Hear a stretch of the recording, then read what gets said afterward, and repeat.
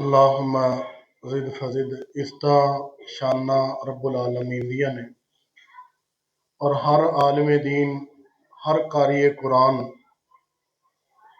ہر واض و نصیحت کرنے والا سانو یہی دسدا ہے تقریباً کہ اسی کسے طریقے نال اپنے اللہ دے قریب ہو جائیے اور اپنے تمام گناہوں نو اکٹھا کر کے کتے ایک واری نادم ہو جائیے اور نادم ہو کے وہ کولوں سوری کر لئیے، معافی منگ لئیے۔ یہ او ذات نہیں گی جس طرح اسی بن لا دینے ہیں نا کہ میرا مرن جیڑ مک گیا فلانے نا، اللہ نہیں مکم دے، اللہ نہیں مکم دے، اللہ بڑا پیار کر دے۔ بندہ اللہ نال مکا دے نا، اللہ تد بھی انتظار رکھ دے بھی آنا ہے نہیں، آنا ہے نہیں، کیونکہ ابلیس نے آکھیا سی نا کہ اللہ میں انہوں نے آن نہیں دینا۔ اللہ نے کہا کہ جڑا جڑا غلطیاں کردا ہے، کمیاں کردا ہے، کوتاہیاں کردا ہے، توبہ دا دروازہ پہلے بند ہون تو پہلے پہلے میرے در تے آ کے جھک گیا ہے تے میں رب العالمین نے احسان ہی کرنا کہ جا بندے۔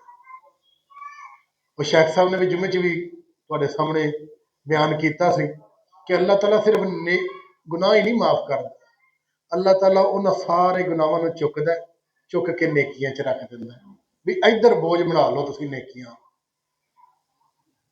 اس کر کے اے زندگی جڑی ہے نا اللہ دے نام لاؤن دا نام ہے، جے اللہ دے نام زندگی نہیں نہ لائی تے سمجھ لو بھی جانوراں تو بھی بدتر گزار لئی، پھر او دا کوئی کھاتا نہیں۔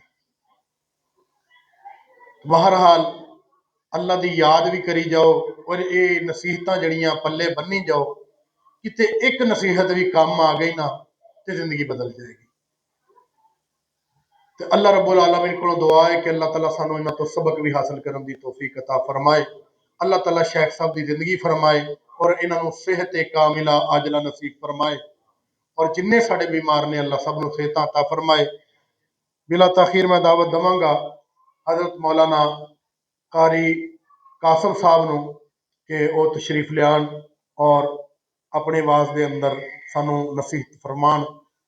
قاری قاسم صاحب۔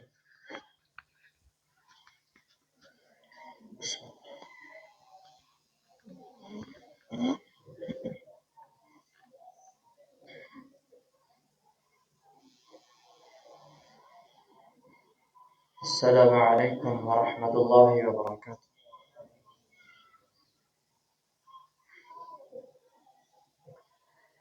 إن الحمد لله نحمده ونستعينه ونستغفره ونعوذ بالله من شرور أنفسنا ومن سيئات أعمالنا.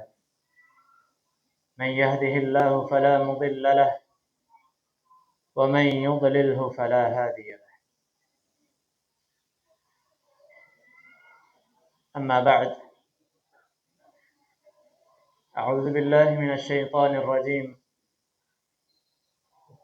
بسم الله الرحمن الرحيم.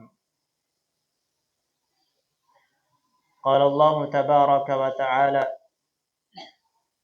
في القرآن المجيد والفرقان الحميد: قل بفضل الله وبرحمته فبذلك فليفرحوا هو خير مما يجمعون.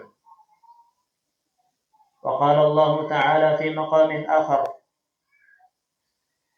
يرفع الله الذين آمنوا منكم والذين أوتوا العلم درجات. وقال النبي صلى الله عليه وسلم: إن الله يرفع بهذا الكتاب أقواما ويضع به آخرين. سب سے پہلے میں بہت زیادہ مبارکباد پیش کرتا ہوں قاری حذیفہ صغیر صاحب کو اور ان کے والدین کو کہ جنہوں نے رب تعالی کا کلام سورۃ الفاتحہ سے شروع کر کے سورۃ الناس تک مکمل نماز تراویح میں سنانے کی سعادت حاصل کی ہے۔ عزیز ساتھیوں، یہ کوئی عام بات نہیں ہے، یہ کلام کوئی کسی انسان کا کلام ہے، یہ کلام کوئی عام سا کلام ہے نہیں۔ رب تعالیٰ فرماتے ہیں لو انزلنا هذا القرآن على جبل لرأيته خاشعا متصدعا من خشية الله۔ اگر اس کلام کو ہم پہاڑوں کے اوپر نازل کرتے تو اس کلام کی ہیبت کی وجہ سے، اللہ کے ڈر کی وجہ سے پہاڑ بھی ریزہ ریزہ ہو جاتے۔ اور اس کلام الہی کو رب تعالی نے انسان کے قلب اطہر پر، وہ انسان جو کائنات کا سردار ہے جناب محمد رسول اللہ صلی اللہ علیہ وآلہ وسلم، ان کے قلب اطہر پر نازل فرمایا، اور ان سے آگے آج ہم تک پہنچا۔ قرآن مجید کی شان اور فضیلت کا اندازہ اس سے بڑھ کر اور کیا ہو سکتا ہے کہ یہ کتابی شکل میں آج ہم جو ہمارے سامنے ہم دیکھ کر پڑھتے ہیں، یہ الفاظ جو ہم اپنی گناہ گار زبانوں سے ادا کرتے ہیں، یہی الفاظ کبھی رب تعالیٰ نے اپنی صفت کلام سے ادا کیے تھے۔ کیا یہ کوئی عام کلام ہے؟ کیا چھوٹا سا کلام ہے؟ کیا کوئی دنیاوی کلام ہے؟ کیا اتنا آسان سمجھ لیا ہے ہم نے اس کو؟ اور پھر آج یہ پرمسرت موقع ہے، قرآن مجید کی تکمیل ہے۔ ہم کامیابی کو کون سی کامیابی سمجھ رکھا ہے؟ کامیابی کا معیار ہمارے نزدیک کیا ہو چکا ہے؟ دنیا کی مادی چیزوں کو اکٹھا کرنا، جمع کرنا۔ جو جتنی چیزیں، جتنا مال و دولت، مال و زر اکٹھا کر لیتا ہے، جمع کر لیتا ہے، وہ کہتا ہے میں کامیاب ہو گیا دنیا میں۔ حقیقت کیا ہے؟ حقیقت یہ نہیں ہے۔ رب تعالی نے جو حقیقی کامیابی، حقیقی بھلائی اور کامیابی جس کو کہا ہے، وہ قرآن مجید ہے۔ قرآن مجید کی تکمیل، قرآن مجید کو مکمل حفظ کر لینا، یاد کر لینا، اس کو سمجھ لینا اور اس کے اوپر، اس کے مطابق اپنی زندگی کو لگا لینا، چلا لینا، یہ اصل کامیابی ہے۔ اللہ تعالیٰ ہمیں اس کامیابی سے ہمکنار فرمائے، اور جن لوگوں نے اپنی زندگی لگائی، اپنا وقت لگایا، محنت کی اس قرآن کو سیکھنے میں، سمجھنے میں، اللہ تعالیٰ نے ان کی شان بلند کر دی۔ بکریاں چلانے والے لوگ جو صحراؤں میں، پہاڑوں میں اونٹ چلایا کرتے تھے، رب تعالیٰ نے کہاں پہنچا دیا ان کو؟ حضرت ابی بن کعب رضی اللہ تعالی عنہ رسول اللہ صلی اللہ علیہ وسلم کی سچی زبان فرماتی ہے کہ رب تعالی نے مجھے حکم دیا ہے اپنے صحابی میرے بندے کے زبان سے قرآن مجید کی تلاوت سنے جا کر کے۔ اللہ اکبر کبیرہ! کیا حال ہوگا اس وقت صحابہ کرام کا جب رسول اللہ صلی اللہ علیہ وسلم حضرت ابی بن کعب رضی اللہ تعالیٰ عنہ کے پاس آئے، فرمایا کہ اللہ نے مجھے حکم دیا ہے کہ میں جا کر کے آپ سے قرآن مجید کی تلاوت سنوں۔ حضرت ابی بن کعب فرمانے لگے، اے اللہ کے نبی، اسمانی اللہ، کیا رب نے میرا نام لے کر کے کہا ہے کہ ابی بن کعب سے میرا قرآن سنو جا کر کے؟ اللہ اکبر کبیر! حضرت ابی بن کعب رونے لگ گئے۔ دیکھیں قرآن کی شان، دیکھیں قرآن کو پڑھنے والے ان کی شان دیکھیں کہ رب تعالی ساتوں آسمانوں میں بیٹھے ہوئے सिदरतुल मुंतहा से भी ऊपर अपने अर्श के ऊपर बैठे हुए जलवा अफरोज होकर के अपने फरिश्तों में ऐलान कर रहे हैं, उस बंदे का नाम लेकर के पुकार रहे हैं, मेरा बंदा। कुरान मजीद पढ़ रहा है। इसी तरह हजरत अबू मूसा अशअरी रज़ी अल्लाह ताला अन्हु जब तिलावत फरमाया करते कुरान मजीद की, रसूलुल्लाह सल्लल्लाहु अलैहि वसल्लम रुक जाया करते, रुक करके उनकी तिलावत समाअत फरमाते और कहते, ऐ मेरे सहाबी, तुझे अल्लाह ताला ने लहने दाऊदी से नवाजा है, कितनी खूबसूरत आवाज है। और इसी तरह जो कुरान मजीद के साथ जुड़ जाता है, जो कुरान को पढ़ लेता है, सीख लेता है, अपनी जिंदगी में, अपने उठने बैठने में, अपने लैलो नहार में कुरान मजीद को शामिल कर लेता है, अल्लाह ताला कभी उसको ज़ाया नहीं होने देते। रब ताला कभी उसकी कंड नहीं लगने देते दुनिया में। रब ताला कभी उसकी गर्दन नहीं झुकने देते। हजरत इमाम मालिक रहिमहुल्लाह मदीना मुनव्वरा में कुरान मजीद का दर्स दिया करते। बड़े बड़े लोग भी उनके सामने आंखें झुका करके बैठते। और इसकी मिसाल आप अहबाब के सामने है, देख लें कि एक कम सिन बच्चा मुसल्ले के ऊपर खड़ा नमाज पढ़ा रहा होता है। कितने दुनियादार लोग, बिजनेसमैन लोग, करोड़ों अरबों खरबों का बिजनेस रखने वाले लोग उस बच्चे के पीछे खड़े होकर के नमाज पढ़ते हैं। जब तक बच्चा सजदे से सर नहीं उठाता, तब तक अगर कोई इंसान का, कोई मुक्तदी, कोई नमाजी पीछे से सर उठा ले तो रब ताला करीब है कि उसका सर गधे का बना दे। क्या ये रुतबा, क्या ये शान कम है? तो ये हमें क्या दर्श देता है?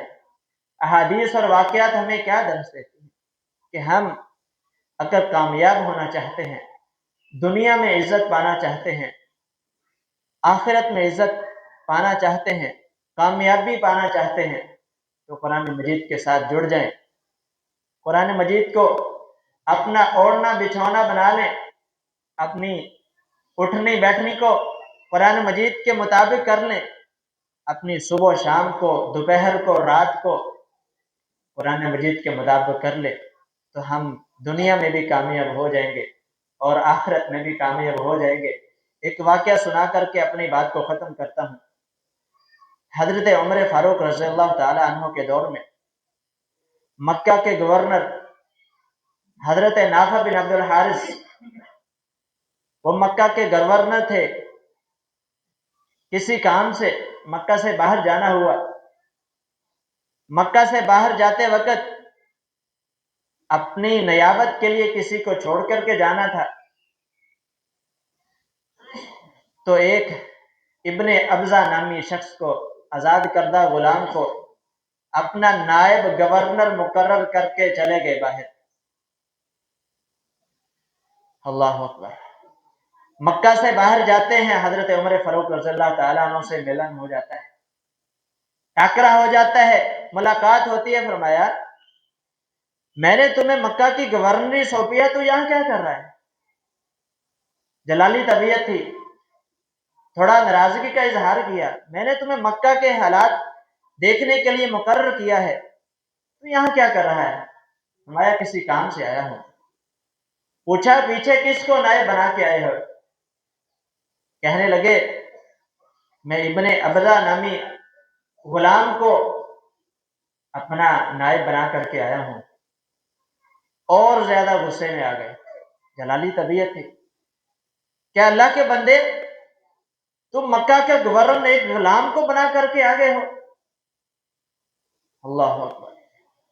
कहने लगे, अमीरुल मोमिनीन, मैंने मक्का के सारे लोगों के ऊपर نظر دوڑائی، سارے لوگوں کی لسٹ کو اپنے ذہن میں دہرایا، مجھے ابن ابزہ سے زیادہ لائق اور مستحق گورنری کے اور کوئی نہیں نظر آیا۔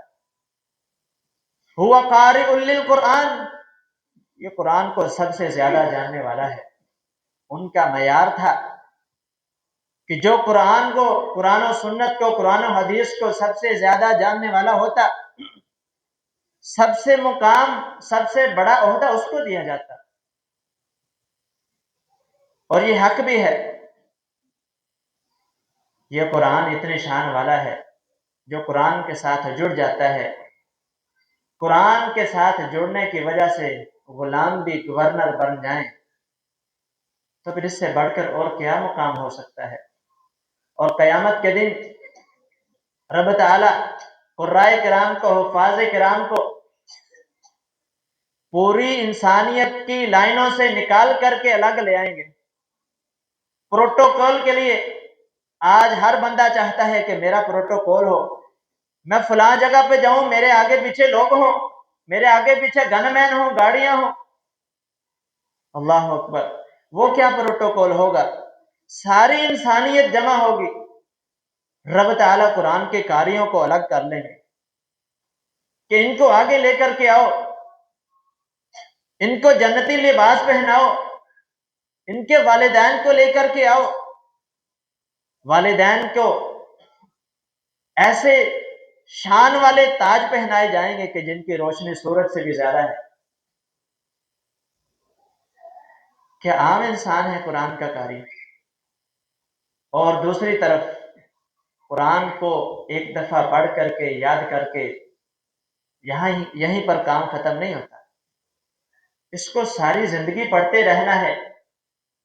اگر ہم قاری قرآن کا اصل مقام پانا چاہتے ہیں، حاصل کرنا چاہتے ہیں، کہ جب رب تعالیٰ قیامت کے روز کہیں گے ورتل کما کنت ترتل فی الدنیا، اے میرے قرآن کے قاری، جس طرح تو دنیا میں قرآن کی تلاوت کرتا تھا، آج بھی قرآن کی تلاوت کرتا جا اور میری جنت کی سیڑھیاں چڑھتا جا۔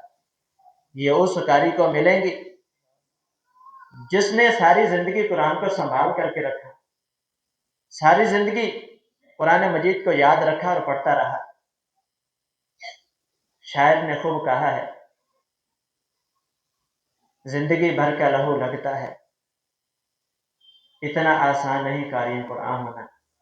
اللہ تعالیٰ سے دعا ہے کہ رب تعالیٰ ہمیں قرآن مجید کو اپنی زندگیوں میں شامل کرنے کی توفیق عطا فرمائے۔ وما علینا الا البلاغ۔